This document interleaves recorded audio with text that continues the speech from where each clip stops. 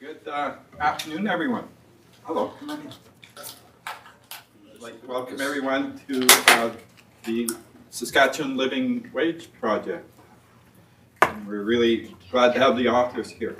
Brian, Paul, Simon, all from CCPA. I think, Brian, you were the past director. Yes, remember when you were a few years ago. Yeah, I was acting director. Yes. Yeah. And Simon, you've been there about 4 years. 2009. 2009, yeah. And of course Paul is professor here, sociology, for a number of years.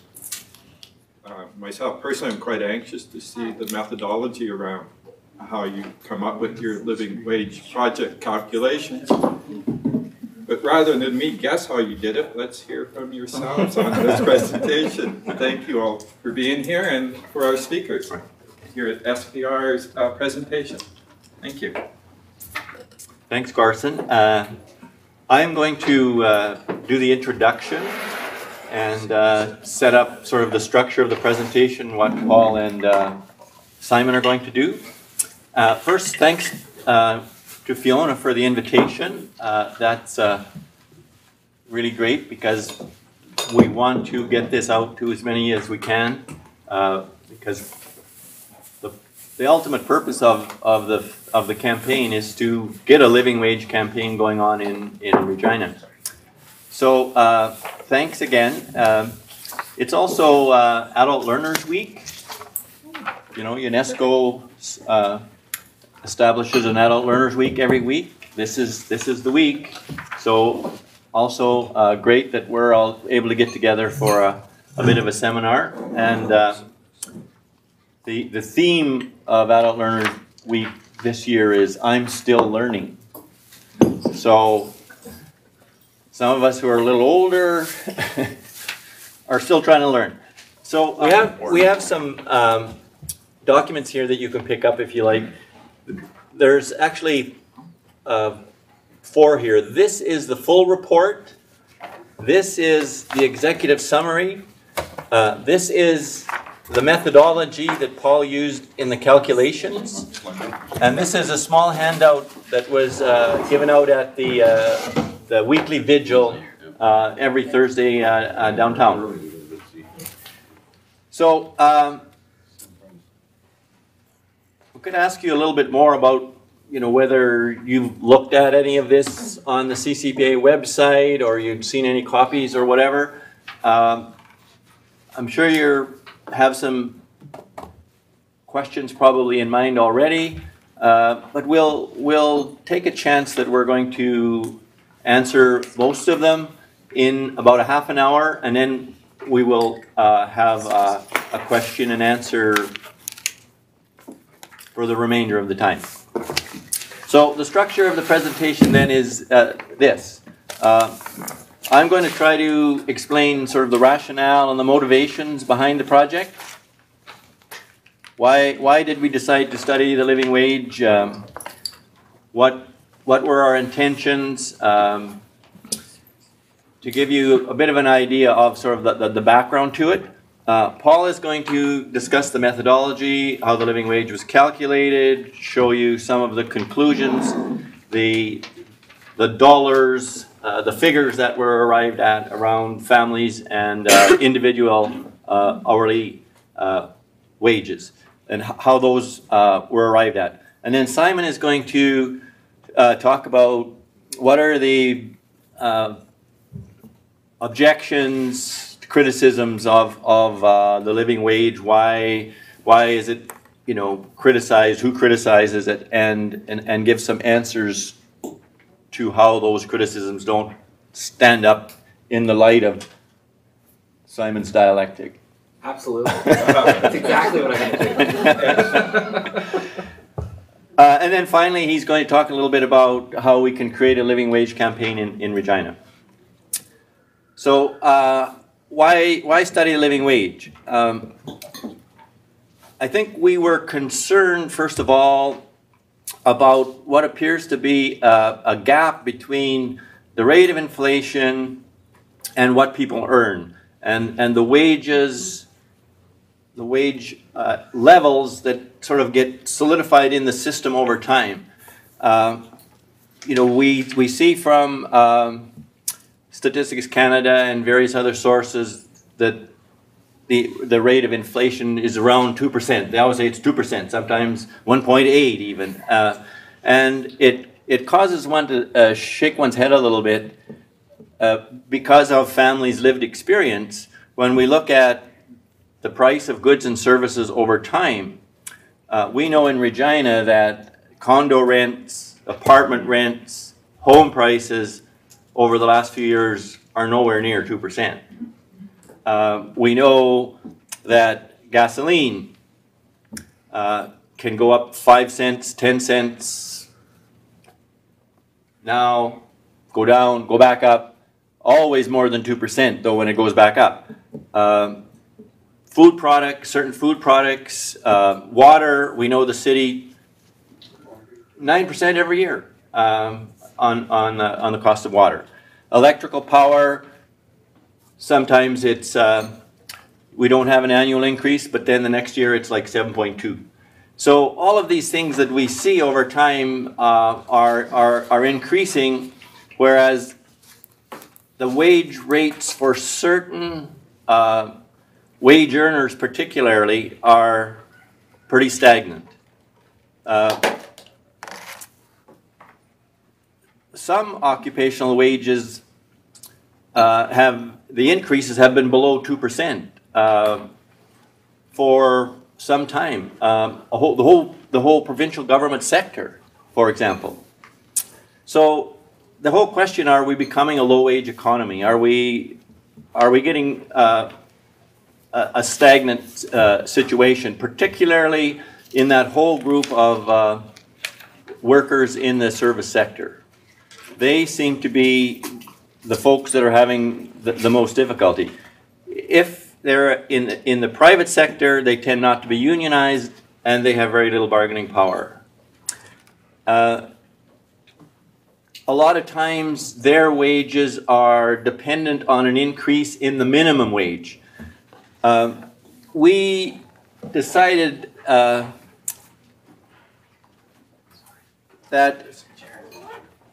the minimum wage has been studied to death, really.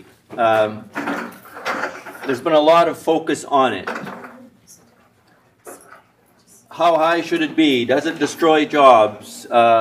Does it push wages upwards? Many studies have been completed on this, with economists arguing both sides of it. But finally, there's been some resolution to the minimum wage question in Saskatchewan, in that they are now decided to tie it to the industrial wage rate and the inflation rate. And we're not quite sure whether there's going to be annual increases or not, but it was just announced that there's going to be a minimum wage increase in this coming October.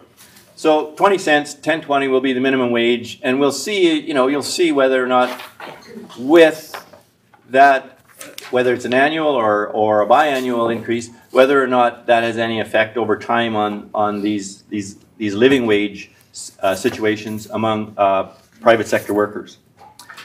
So what is the living wage? What is the definition of it? We use this definition. It's the hourly wage rate at which a household can meet its basic needs, once government transfers have been added to the family's employment income and tax deductions have been subtracted. So it's an attempt to find out income in from all sources, and then what are the outlays? What is required to meet those monthly outlays? So we were more concerned about households and families. Minimum wage is directed at individuals. We were more concerned about what is the decent standard of living for a household or a family, and we wanted to look specific at Regina as a distinct community. We could find numbers around Regina. So what was the annual income of a family to survive? And then we decided, well, we'd have to come up with kind of a quotes average family. The average family that we chose for this study was a family of 4 with 2 children, a 4-year-old, a preschooler, 4-year-old, and a 7-year-old. So that brought into the whole business of childcare, schooling costs, etc., for a full-time student at school, etc. So we were interested then in answering some questions, not just what is the level, but how many families are at what levels. And so Paul will be able to show you some of that, the actual calculations and some of the conclusions around that.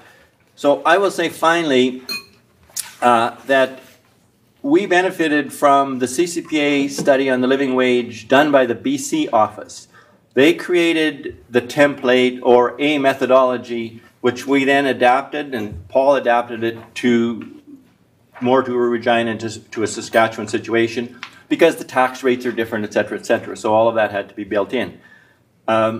So a living wage study for Regina was quite a doable and achievable thing because we were able to build on this other research done by the CCPA BC office.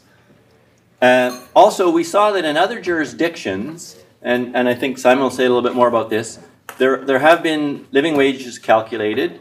There has been campaigns. The campaigns have successfully created ordinances being passed by city governments requiring all business operations dealing then with that jurisdiction to pay a living wage to their employees.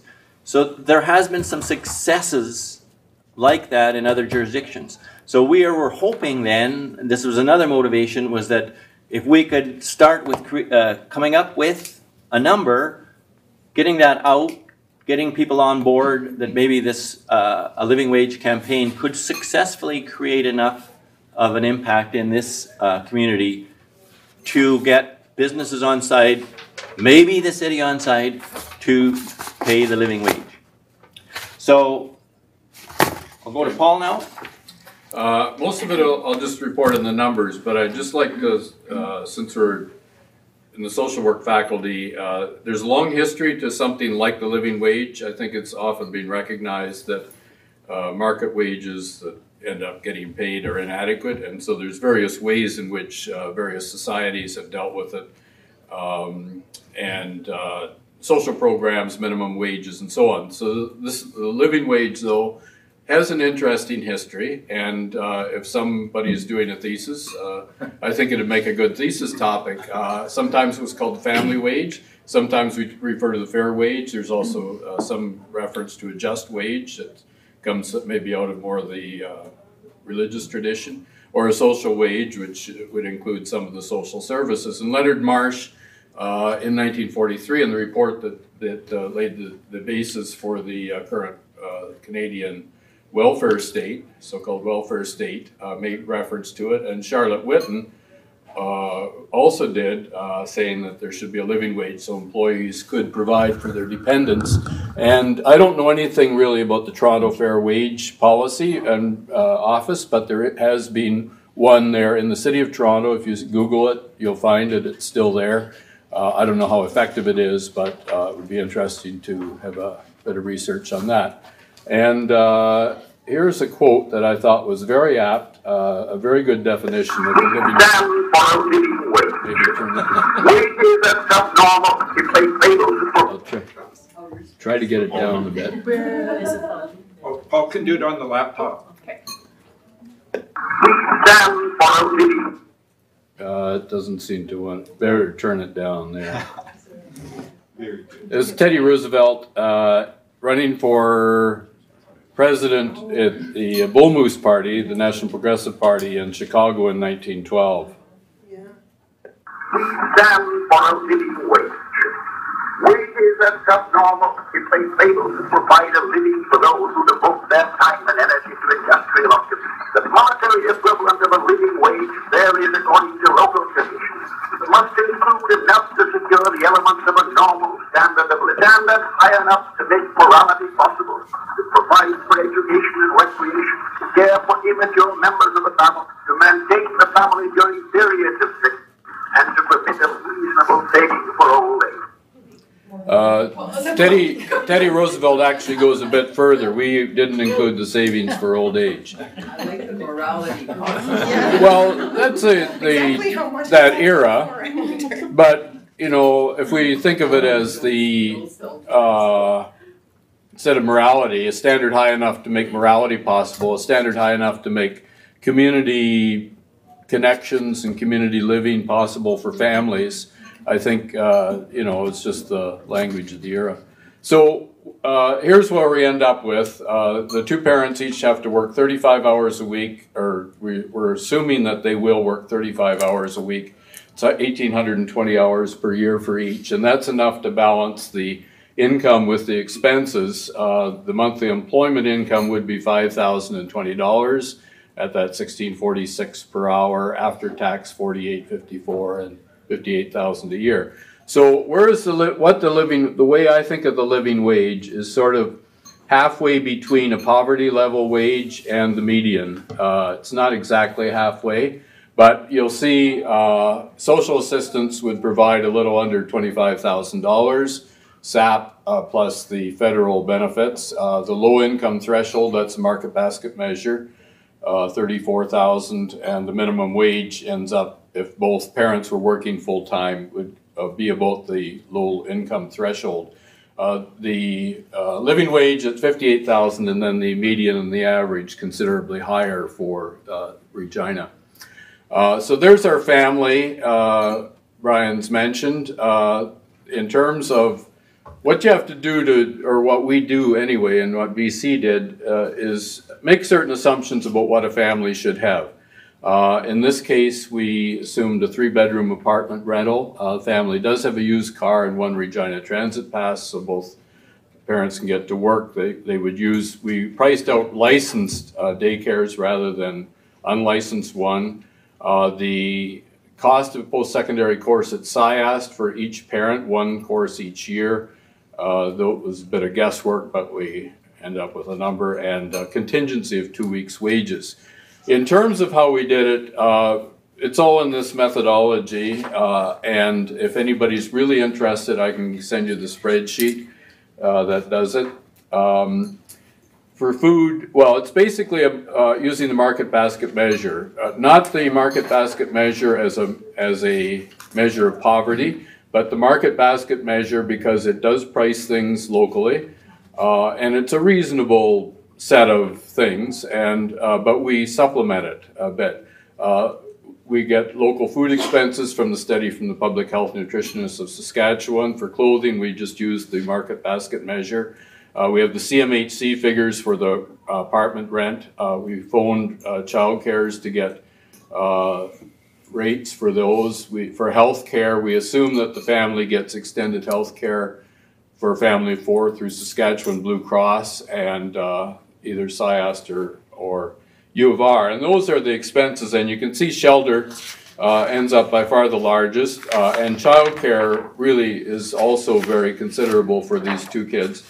And one point that Simon made in someplace in these publications is that if there was a child care program that could lower the cost of child care, we could have a living wage that was quite a bit lower. But given the current cost of child care, we have maybe well, it keeps the rate fairly high.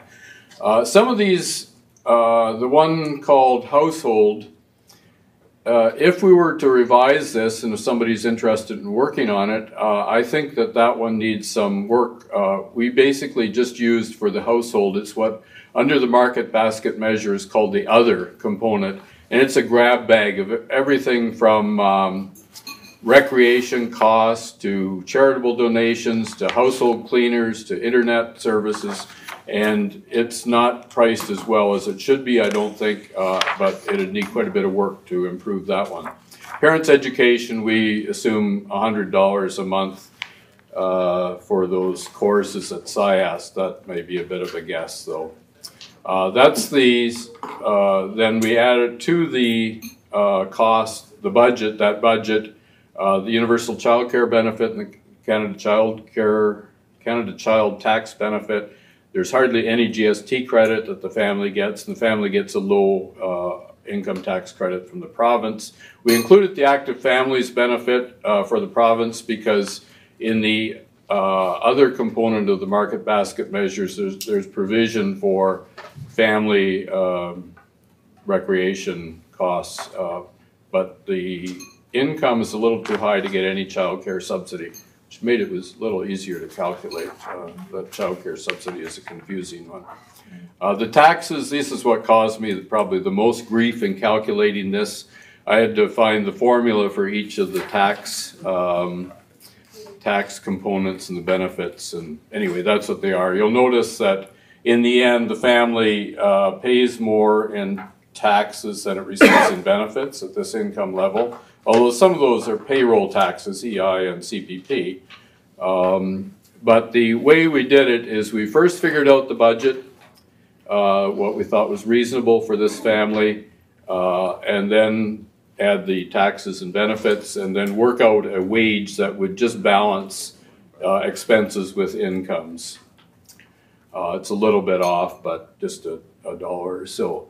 In terms of number of people, that was what, 58,000 family income after taxes and benefits, 58,000. So this chart isn't quite match that, but there was a division there between. You can see that 23% of the families, the 3 and the 20 on the upper right, is the number that come in at under 60,000. So that's roughly what the living wage for the family provides. So we're talking about, in terms of who we're talking about 23%, so let's say 20 to 25% of families in Regina. Here's an hourly earnings distribution. This one we had to get a special tabulation from Statistics Canada, but we find it kind of interesting that these are the number of people with the number of workers in the province with hourly earnings less than these different amounts. So the living wage for the province might be a little lower than $16.46, but that shows that, you know, below $16 an hour, you're getting 130,000, at least 130,000 workers in the province. So it's a fair chunk of the about 500,000 in the labor force. And in Regina, there's some numbers that we got from the special tabulation. If you're interested, we can provide more detail on that. That's the 13 to 14% of the labor force is under $12 an hour, and that breakdown of male and female holds pretty well at the lower end. So even up to the living wage is $16 and more, 45% of the people of the workers getting under the living wage are male and 55% are female. So one advantage of a living wage would also be would have some equalizing effect on male-female incomes. And they're not all just teenagers. These almost half the workers getting less than the living wage are age 25 or more. So I'll turn it over to Simon. Thank you very much. Before I start, I just want to, because Yolanda's here, it's important that everyone knows that this research was funded by the Community Research Unit and wouldn't have been possible without it. So thanks very much to Yolanda and the CRU. Got you on there. Good, you're there. I'm going to talk about the economic and social benefits of the living wage. Obviously, besides from the fact that by receiving a living wage, workers can actually participate in their communities, provide for their children, and allow for some planning for the future, there are other, probably perhaps less obvious benefits of the living wage. One of them is better health outcomes for workers and their families. In Canada, we know that low-income earners are less likely to have a family doctor or receive early treatment for healthcare problems. The poor health of low-income workers takes a toll on the economy through not only lost productivity, but also adds costs to an already overburdened health system. Globe and Mail public health reporter Andre Picard estimates that if those in the bottom 20% of income earned as much as those one step higher on the income ladder, the savings to the health system would be almost $7.5 billion a year. So the living wage has a lot of very positive knock-on effects, and that's just one of them. when we talk about the living wage or even raising the minimum wage, obviously business is usually our primary adversary. They seem to be a steadfast opponent to any higher wages, as we see today with the CFIB railing against the 20-cent increase in the minimum wage in Saskatchewan. But we would argue that the living wage has positive benefits for business as well. One of them is reduced employee absenteeism and turnover. So after Barclays Bank in London adopted a living wage, they witnessed employee turnover drop from over 30% to a mere 4%. After KPMG London adopted a living wage, the head of corporate services remarked that, and I'm quoting, "Absenteeism is very low. We get the benefit of reduced training costs and increased staff continuity. It is a much more motivated workforce." So there are real savings by paying your workers, who knew, a living wage, right? Not only do you actually foster employee loyalty and also customer loyalty. Lastly, I would argue that by adopting a living wage, it would inject much needed demand into local economies. We know that more than any other group, low-income earners spend their money in their communities. They're far less likely to take luxurious vacations abroad or stash cash into foreign tax havens. They overwhelmingly spend their money on public transit, at local grocery stores, local gas stations, and other small and independent businesses. So once again, another, I think, positive knock-on effect of the living wage. Despite what I would consider the obvious benefits of the living wage, not everyone agrees. There are criticisms, mostly from the business community. So let's just take a look at some of the more common criticisms and how I think we would respond to them. Probably the most pervasive is that a living wage will negatively affect the economy. And this is usually in respect to you create a higher price for labor and people will hire less, right? So a living wage or any higher minimum wage is going to cause increased unemployment. Well, firstly, and I don't know if this is always the hardest part of trying to educate people on the living wage. The living wage isn't a new minimum wage. It's not a universal standard. It's voluntarily adopted. So say the city of Regina adopted a living wage. They would not only commit to paying their own workers a living wage, but they would also commit to paying any contracts that they had with service providers would also have to pay a living wage. But that wouldn't mean that everybody in Regina had to pay a living wage, right? Only those people involved in contracts with the city or working with the city. So it's not a universal, right? So we're not talking about a huge swath of workers, all of Saskatchewan, would all of a sudden be paying the living wage. So initially, it's only going to affect a very small percentage of workers. As the living wage campaign moves on, it would affect more, right? Secondly, the argument that raising wages reduces employment, despite, I think, being economic orthodoxy for, well, forever, is really coming under attack. I think there's a new sort of economic orthodoxy that is really calling into question the idea that higher minimum wages somehow automatically mean reduced employment. New studies show that business is able to absorb higher wages through not only price and productivity increases, but also through, and as I mentioned, reduced hiring and retraining costs. And lastly, as I mentioned, we would hope that increased purchasing power amongst lower wage workers would also increase local demand, right? So you have hopefully more money sloshing around the economy, more money's coming in to your local business. This is more of a conservative argument, and you know, politics makes strange bedfellows, but there's actually a conservative movement to adopt the living wage. And this is for, in their estimation, is that by paying workers a living wage, you would lessen their, you would reduce the need for low-income subsidies, right? So you would lessen the bureaucracy of the state and social welfare programs and whatnot. And there's also a free market argument to be made, right? These businesses are relying on this sort of low-wage subsidy. They're not paying enough to sustain their workers, so the state has to come in, right? So technically those businesses, in their estimation, are, well, welfare queens, right? So I don't know if I entirely buy the argument, but it is an interesting one nonetheless, and it shows that even something like the living wage, you can create a very strange coalition of partners, and we've seen that in the United States. So in the U.S., workers in the fast food industry alone claim almost $7 billion a year in public assistance, and so a much higher wage would sort of force these businesses to stand on their own 2 feet.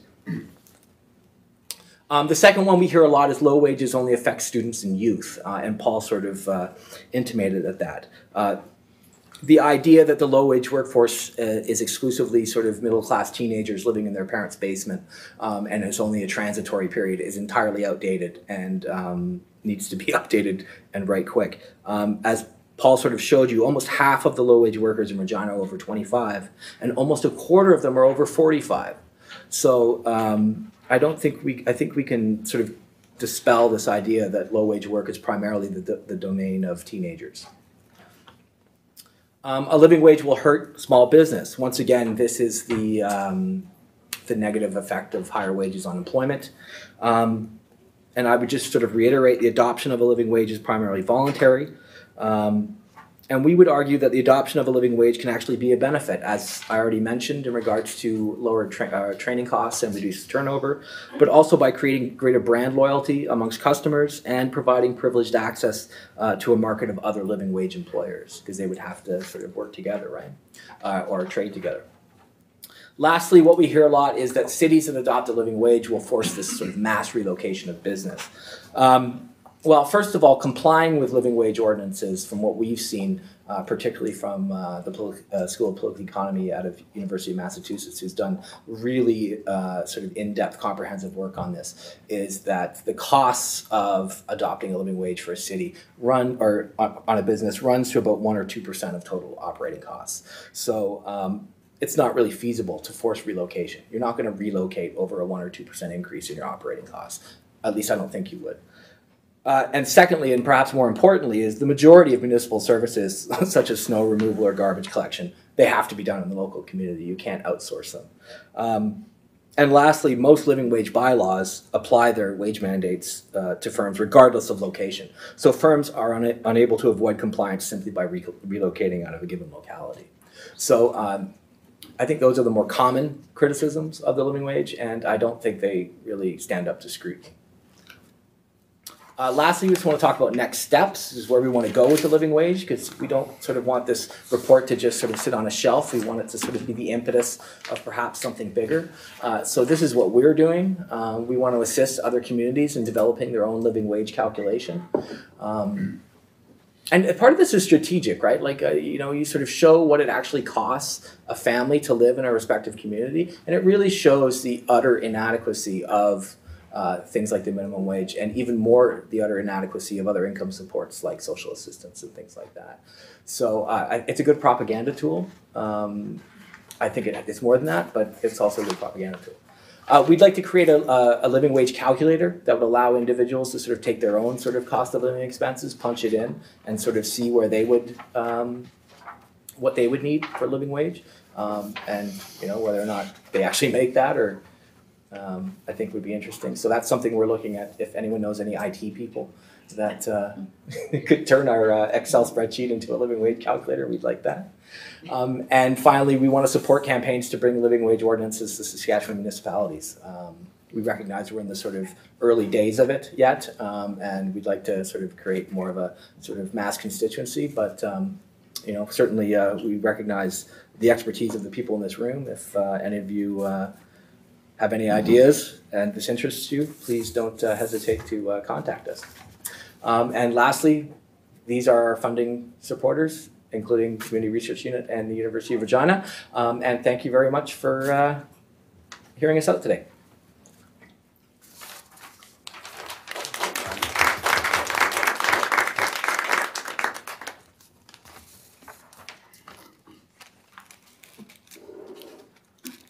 Can we open Do you take questions? I do. Sure. I have a couple first on methodology, and then maybe, so if everyone will bear with me. When I was curious on the calculation, because on page 3 of your report, you state it's the average. Or, on page 5 of this report, it states it's based on the average family income. And on the methodology, it states that it's on the median income. So I was wondering, which one was it? Was it the, or am I reading that wrong? I had in this report on page 5, I think I was using the average sort of in a generic sense. and if you go back to that chart, this one here, the median, the one on the right, the average after-tax income is the mean. So that the mean will be higher because of the people with very high incomes. But Right, the average would be higher than the median. Yeah. and then the median is a little bit lower. So I was sort of thinking, I was just thinking of it as, you know, around 90 to 100.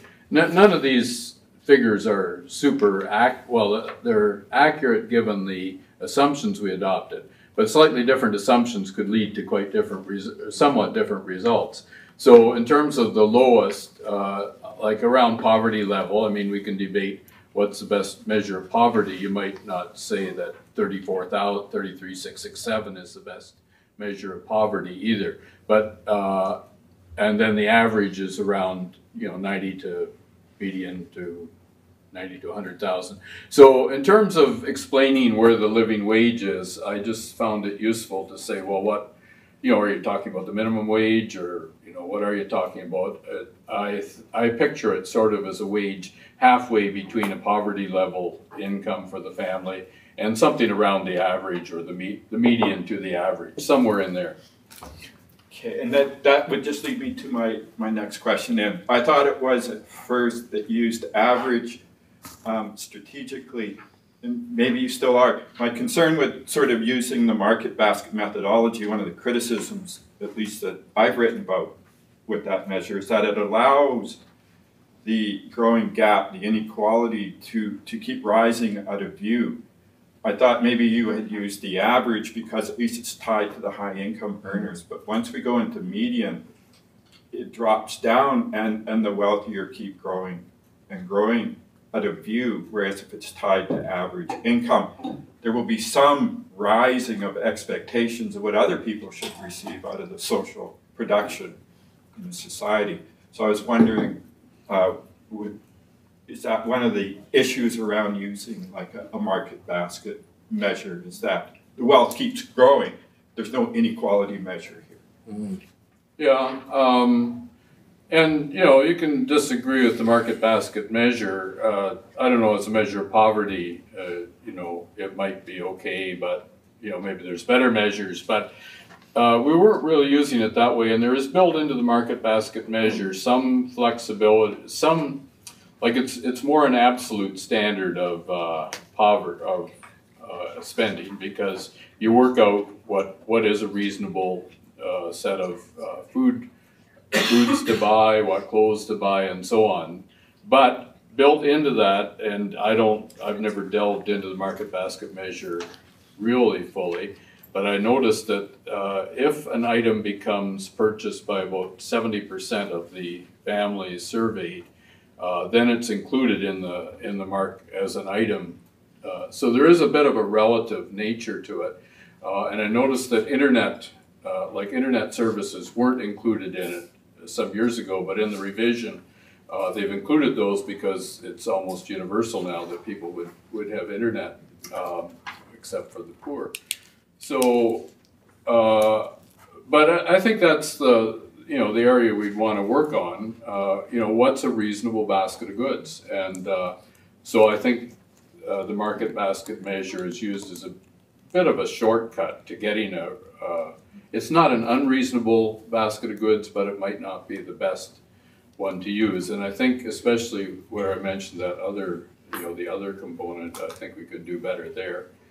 And then in terms of inequality, well, yeah, if there's ways in which you think the market basket measure doesn't, include some sort of relative measures, relative spending or relative income, maybe you could, take it and, revise it so it does. So, the living wage, in terms of union wages, most union wages are above the living wage. So we're not talking about a very high income really here. And, No. So you'd want to supplement this, of course, with studies of inequality and so on, which the CCPA has also done. Yeah. And we did in boom and bust with those, much earlier figures. Right. And that could be redone for Saskatchewan, again, with more up-to-date figures, and we would have a better idea of what's happened to inequality, since 2007, 2008, right? But that's another whole piece of work. It just as an addendum to anyone who wants to use the market basket measure. You didn't do it, which is very good. Statistics Canada played a game on the shelter, and they dropped it way down and decided that kids shouldn't have their rooms, and they've gone back and rebased all their numbers. So in your calculations you've used.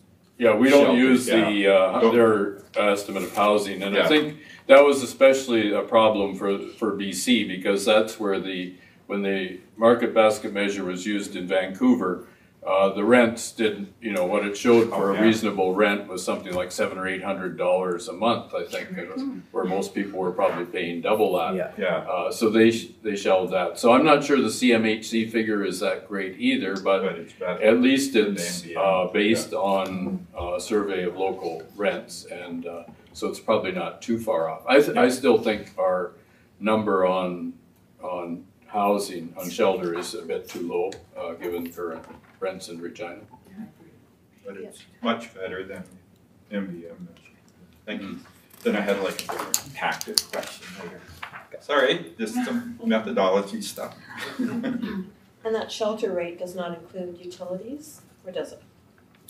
That was a hard. That was one, and again, we can, it's explained in the methodology, but I didn't know what to do about utilities, because CMHC says in their rent survey that it includes utilities in some cases and doesn't in others, because it's just a survey of what the rental rates are. It's rental, okay. So I thought, well, what are we going to do here? And so what I did, and I'm not sure it's the right thing to do, but it could be modified.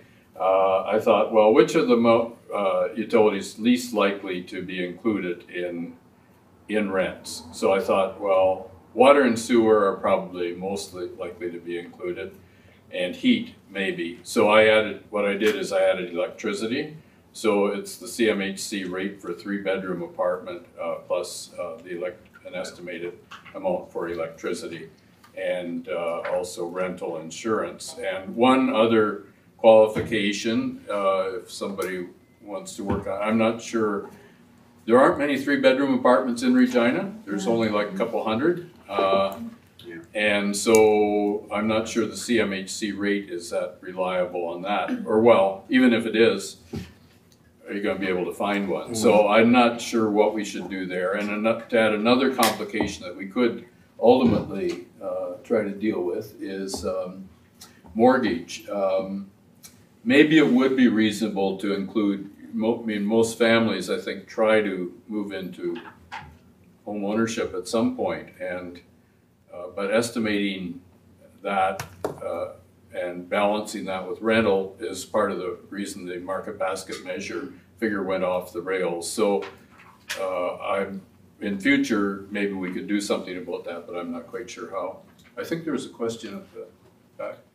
Yeah, Andrew Stevens, I'm the faculty of Business Administration. I want to thank the CCPA and the authors and the sponsors for putting this together. I think it's incredibly timely and incredibly important that this has happened.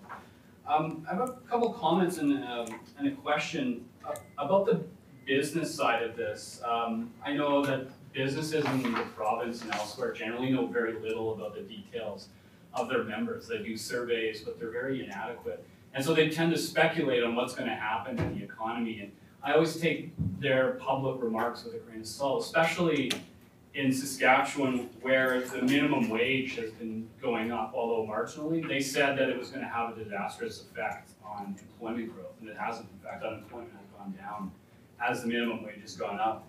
And in the low-wage sectors where the average hourly wage is below what you suggest here, that's where you're seeing an incredible amount of growth. So the facts suggest that the opposite is taking place in Saskatchewan. I'm curious, what is organized labor, specifically as sponsors here, what are they doing about it? Is there a campaign to actually factor your calculations into bargaining? I think they should be, the SFL in particular, should be funding this calculator and should be mobilizing around it. And to what extent are you interested in mobilizing this as a political issue? In Hamilton, I believe, the living wage calculation campaign has been a campus issue. We've actually looked at and identified a number of underpaid workers in the university where we think it's a well-paid environment. What next? I'd like to see this come to the U of R. I'd like to see it come to Regina. What do you need to mobilize this? Well, people are money. And these are all like excellent points. And like I said today, what I've found interesting in the news coverage that we've gotten of the minimum wage over the last 48 hours is they keep mentioning our living wage, which is exactly what I wanted to, to say, like, oh, it's going to 10, 20 an hour. This is what you really need to live, but it's only going to 10, 20 an hour. So absolutely. I mean, I think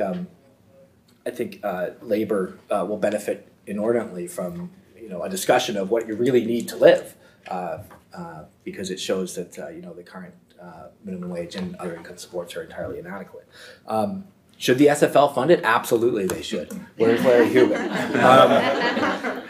But an interesting point, and I hadn't thought about this because, so much of the literature is on getting municipalities to adopt a living wage. And certainly that's where we've seen the most success in the United States, over 140 different municipalities. But when you think of like anti-sweatshop activism, it's been campuses or divestment or things like that. So it raises a kind of maybe, because I would assume, and maybe I shouldn't assume, that the university would be more sympathetic. Maybe I shouldn't assume that. Yeah, perhaps not. Have a deficit. But maybe an easier victory. Maybe an easier way to victory. I'm not sure, because that's what you want, is you want to get your foot in the door somewhere. You want to get somebody that's sort of, we're certifying this group or this institution as a living wage employer, and now it's a real live thing. Obviously, a municipality, I think, would have more power because it have more workers, but I think equally an institution like the University of Regina would be just as big of a victory. What CCPA needs is, a partner, an activist partner who could take it out and make the community connections and, begin to organize. Yeah. CCPA Saskatchewan is just Simon. Yeah. And we're only allowed to dedicate 10% of our entire annual activities to political advocacy. Right. So yeah, and believe us, the Harper government is watching us like a hawk. So it would, we could certainly provide anything in regards to support and research and publicity, but as far as sort of taking the ball and running with it, we really require URSU or IRFA. URSU, well, either one. Both would be, to sort of take the ball and run with it. But yeah, I think it's a really good idea. When I looked at union rates a little bit, and most union contracts that I was able to find on the internet, and there were quite a few posted there, most wages were above the 1646, but there were a lot of, cleaners, drivers, jobs like that, especially at the beginning, that were still below this living wage. So there is certainly opportunity for the trade unions to boost some of their lower rates, and then of course non-unionized are probably quite a bit lower. I'm just wondering about politically, what else could you do with it? Because we keep hearing a really conservative slant on how well Saskatchewan's doing, and I don't hear the opposition saying much.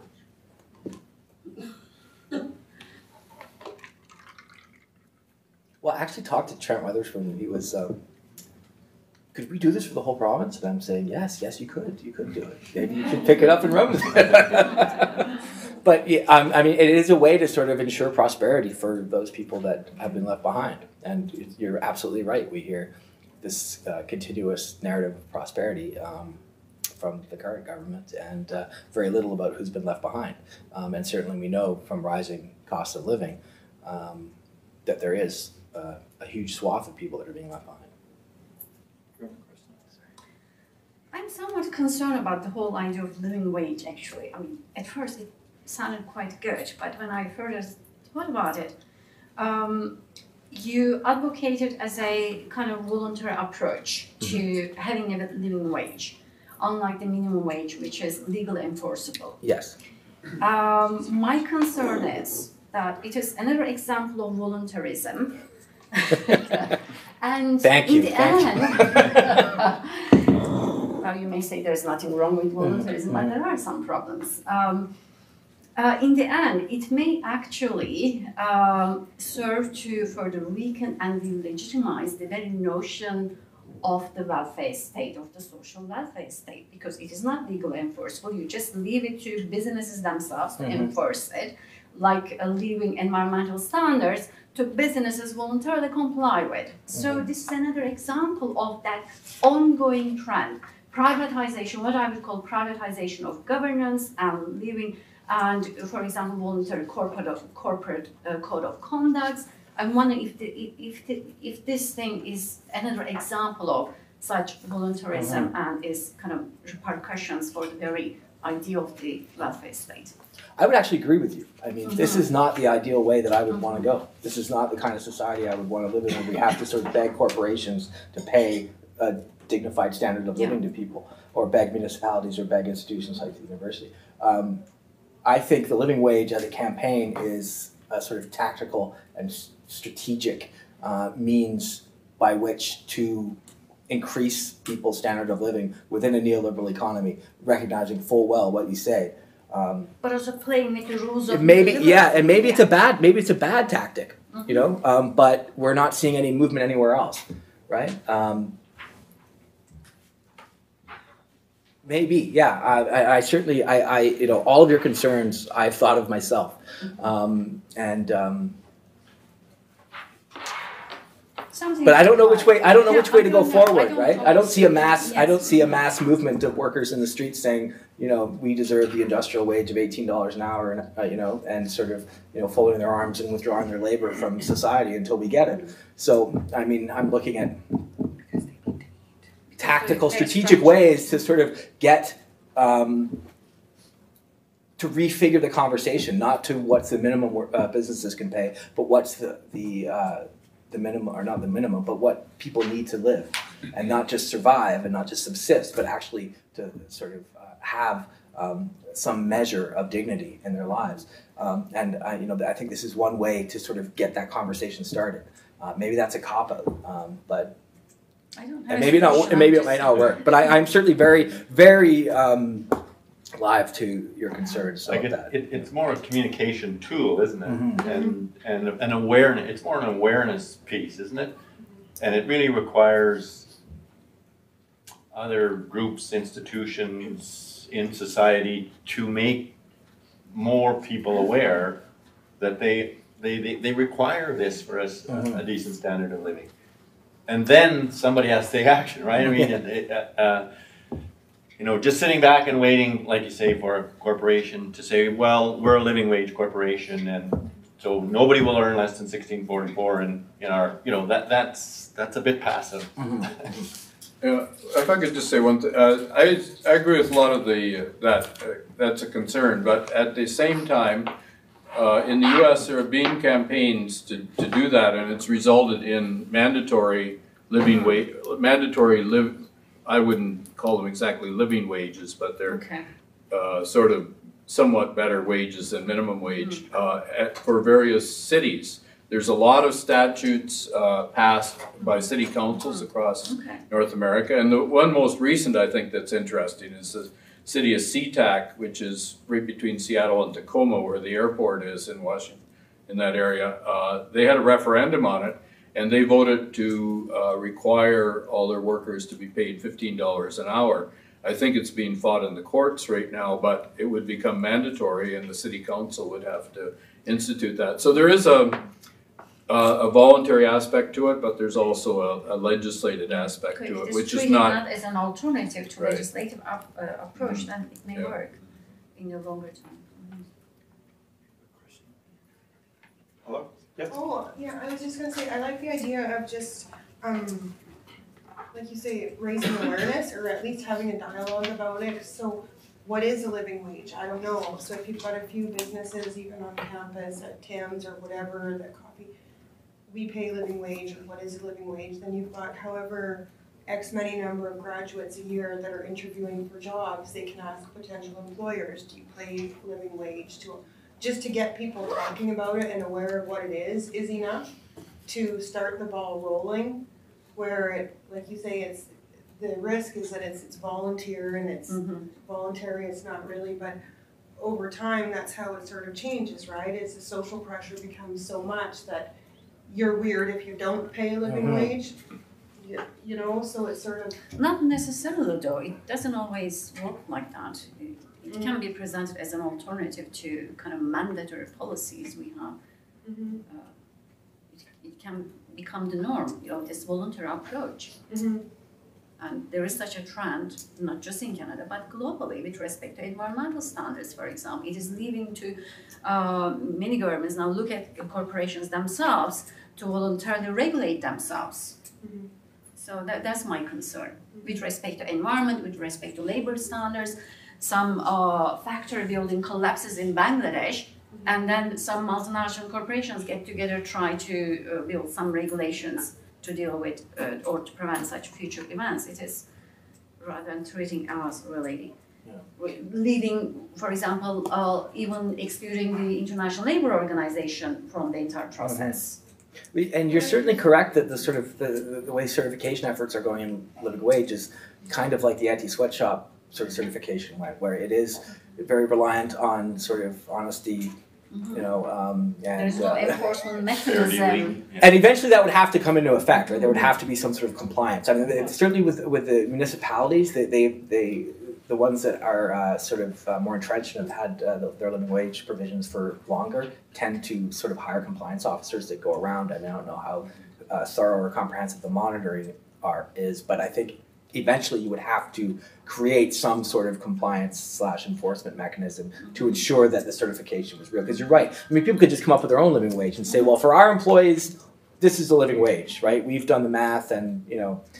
So right now, we are kind of in the Wild West here. Like we're sort of using a standard template that other communities have across Canada and the U.S. And we're sort of it's become standardized. But yeah, there's no reason why a corporation couldn't create their own living wage and say we're paying it and it's the living wage, and you know, who are you to say it isn't, right? So a reporter in the town of Assiniboia calculated the living wage for Assiniboia and came up at $14 and just under 15. Just under 15, yeah. But they were using our formula. Yes, they were. So if you're interested in seeing what I think the you know, the municipalities are a good place to start. And it's interesting, if you just look across the U.S. at the municipalities that have adopted the living wage, it's not just that they say there'll be a living wage, but a lot of the ordinances have compliance built into them, inspection, and so on. Now, I don't know, I haven't seen a review of how well done it is, but it is sort of interesting to see the that level at the municipalities. It's that part's sort of encouraging, while the same, you know, the neoliberal agenda proceeds at the national level, international state level, provincial level. I guess I just have a question or a concern around the choice of family as a two-parent, two-income earner family, because I think we know that in that lower level of wage earners, there's a high concentration of single parent families, and this would still leave those families well below a living income. And certainly, we did a series of focus groups with low-income people, looking at sort of you know, what was the subjective side. And the one thing we noticed right away was nobody was our model family, like right, the families. And I think it was more, well, first of all, we were adopting the BC office, and it's not a cop-out to say, but you know, they have a standardized methodology, and it's you got to pick some sort of type, right? And so actually, to be honest, certain jurisdictions have done two separate calculations. One, the model family that we did, than a single mother or a single parent, right? And what's interesting is how much higher it has to be, even with the subsidies that kick in. Because if you think about it, right, I mean, it's not like your rent's cut in half if there's only 2 people instead of 4, you know. So, you know, that might be something that we should do in the future, is perhaps mix it up in regards to what our family type is, and see what the living wage would be in that respect. And single adults too, because that's one group, when you look at the poverty figures, the single adults, especially single adult males, are that they don't seem to have been affected much by the economy. Their poverty rate stays pretty much the same, or increases even. I know my watch with me, am I going over the time? No, it's fine, we have it till 1:30. The other side of this comment is, and with some of the employers I've spoken to on the subject of temporary foreign workers, they're looking at family units in a different way, and that they don't, in some cases, they don't need the same level or capacity to make living wage, because they live in very dense housing units. So the opposite is true. It's being used to depress what they consider what needs to be the minimum wage. Oh. And the other factor here to consider for mobilizing as well, when I did a survey of the accelerated labor market opinions that the CBC collected through the Freedom of Information request, what was fascinating was the racial division here. You have an average hourly request of some $25 an hour, but if you include companies that have at least 1 or more temporary foreign workers already, and if one of those temporary foreign workers is Filipino, that average drops to $15 an hour. So the opportunity here is actually look at this change in how employers are driving immigration policy as well as a labor policy. And as like the centers where a lot of new immigrants come to, why not, like, this is an opportunity to talk about mobilizing around living wage in so many ways, and to actually engage immigration policy as labor and immigration policy, using the excellent research you guys have done. Yes, and I think that whole issue with Tim Hortons, Yeah. like that's quite phenomenal. Yeah. Yeah, because in Saskatchewan, I think the number is around 38,000. Is the number of immigrants since 2008, 2009? It takes up like 70% of the increase in population is immigration, and that's bound to have a depressing effect on wages. Bound, especially again in the service sector. Absolutely. Mostly jobs are now being. Yeah. Thank you.